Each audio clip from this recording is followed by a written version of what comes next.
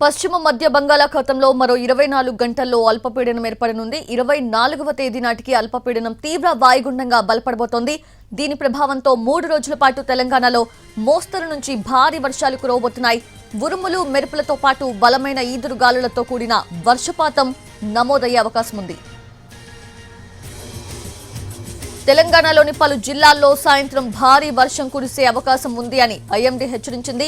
భూపాలపల్లి, ములుగు, కొత్తగూడెం, ఖమ్మం, నల్గొండ, సూర్యాపేట, మహబూబాబాద్, వరంగల్, హన్మకొండ, జనగాం, సిద్దిపేట, యాదాద్రి, భువనగిరి జిల్లాలకు yellow alert జారీ చేసింది. ఉరుములు మెరుపులతో కూడిన భారీ వర్షం కురుస్తుందని అంచనా వేస్తున్నారు. భారీ వర్షం కురిసే అవకాశం ఉండడంతో తగిన జాగ్రత్తలు తీసుకోవాలి అని సూచించింది ఐఎండీ.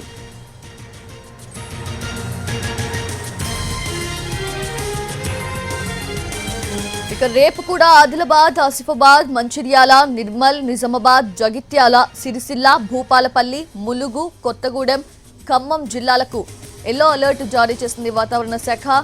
ఎల్లుండి హైదరాబాద్, రంగారెడ్డి, మేడ్చల్, మల్కాజ్గిరి, మెదక్, సంగారెడ్డి, వికారాబాద్, కామారెడ్డి, మహబూబ్ నగర్, భూపాలపల్లి, ములుగు, కొత్తగూడెం, ఖమ్మం, మహబూబ్ నగర్ జిల్లాలకు ఎల్లో అలర్ట్ జారీ చేశారు.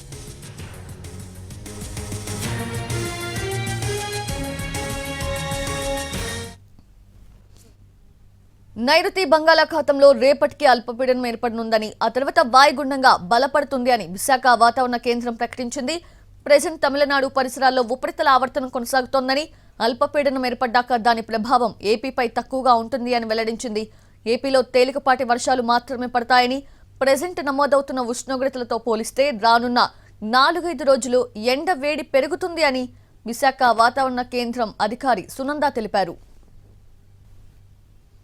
ప్రస్తుతం నైరుతి దిశలో ఇక్కడ లో ప్రెషర్ ఫామ్ అవుతే తర్వాత వాయుగుండంగా ఈ యొక్క ప్రాంతంలో మధ్య బంగాళాఖాతంలోనికి వచ్చే అవకాశం ఉంది. ఫర్దర్గా ఇది ఈశాన్య దిశగా కదులుతున్న పరిస్థితి ప్రస్తుతం ఉంది.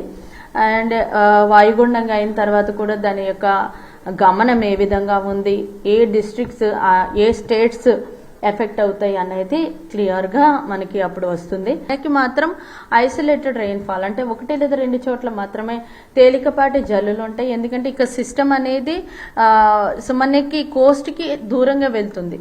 సో దూరంగా వెళ్తున్న కారణం చేత ఈ యొక్క సిస్టమ్ యొక్క ఎఫెక్ట్ కోస్ట్ మీద మరి తక్కువ ఉంటుంది. ఎప్పుడైతే వర్షం తగ్గుతుందో, క్లౌడ్ అంతా ఈ డైరెక్షన్ లో మూవ్ అయిపోతుందో, సో మనకి టెంపరేచర్స్ కూడా పెరగడానికి అవకాశం ఉంది రానున్న రోజుల్లో.